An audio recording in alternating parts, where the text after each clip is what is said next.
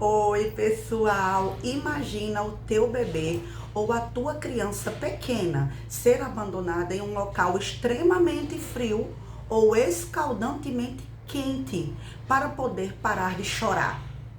Cruel isso, né? Pois é, gente, isso acontecia. Pedagogia nebulosa. Vamos refletir sobre isso?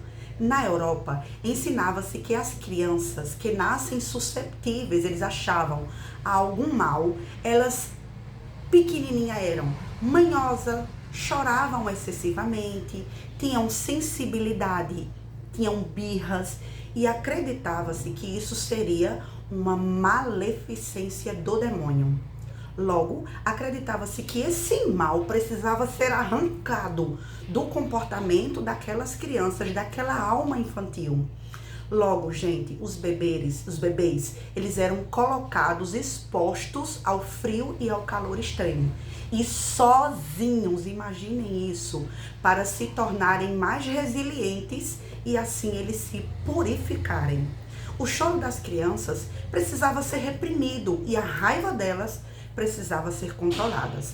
E a criança não só precisava, ela tinha que ser alegre, agradecida. Imagina uma criança silenciosa, obediente, e ela precisava ser irredutivelmente religiosa. Se assim a criança não fosse, elas eram abandonadas à fome.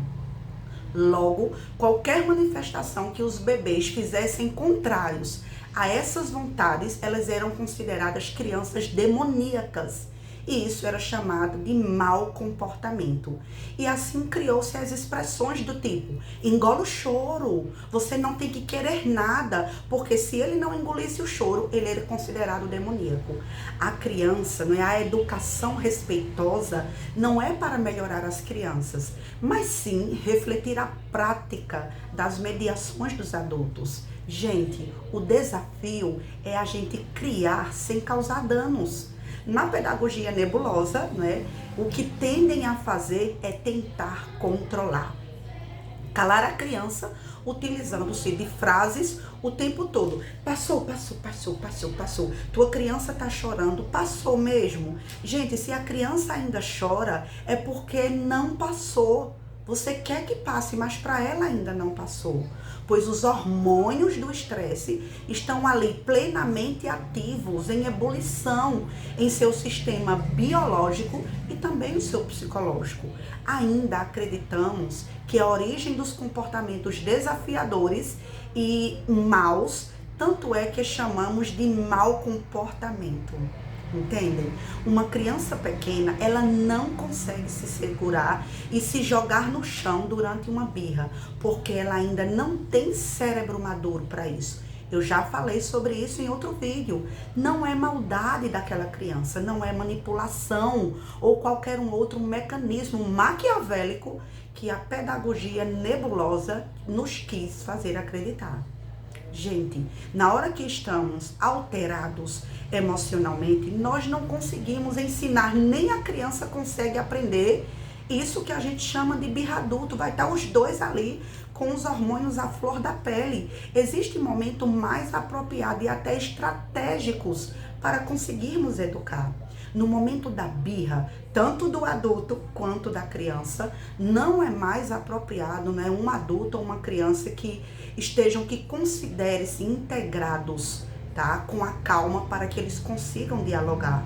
Os momentos de dificuldade em acalmar uma criança são manifestações às quais nos remetem um termômetro para que a gente consiga maternar. Como eu vou acalmar se eu não estou calmo? Precisamos trazer isso à luz de uma reflexão.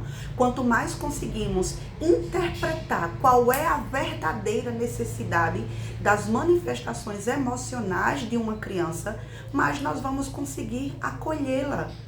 Somos todos pais e adultos imperfeitos e os nossos filhos não precisam de perfeição, e sim de conexão desse adulto cuidador. E também nós adultos temos, lógico que, mais recursos emocionais para expressar nossas angústias de forma mais clara e objetiva, tá? Na hora que uma criança está chorando, não é para colocar a chupeta, não é para dar algo na boca dela para ela comer, não é para dar o celular para ela se acalmar. Ela está tentando comunicar algum desconforto. E essas 3 opções que eu sinalizei não são a resposta que a criança quer.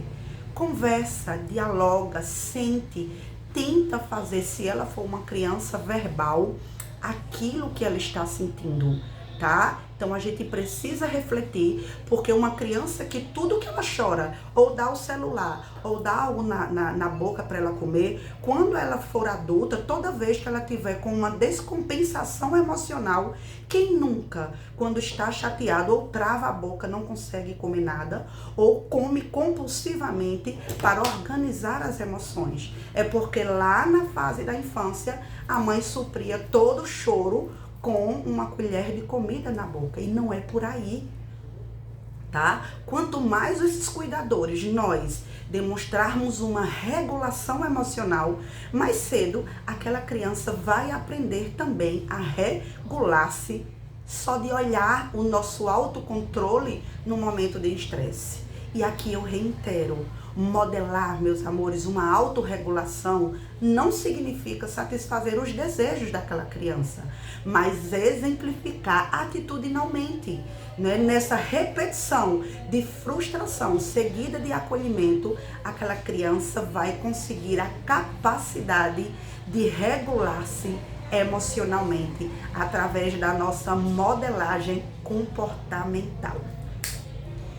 Pedagogia Nebulosa vem nos ensinar muito o como nós podemos ter esse autocontrole para evoluir as crianças com as quais nós convivemos comportamentalmente. Um beijo grande!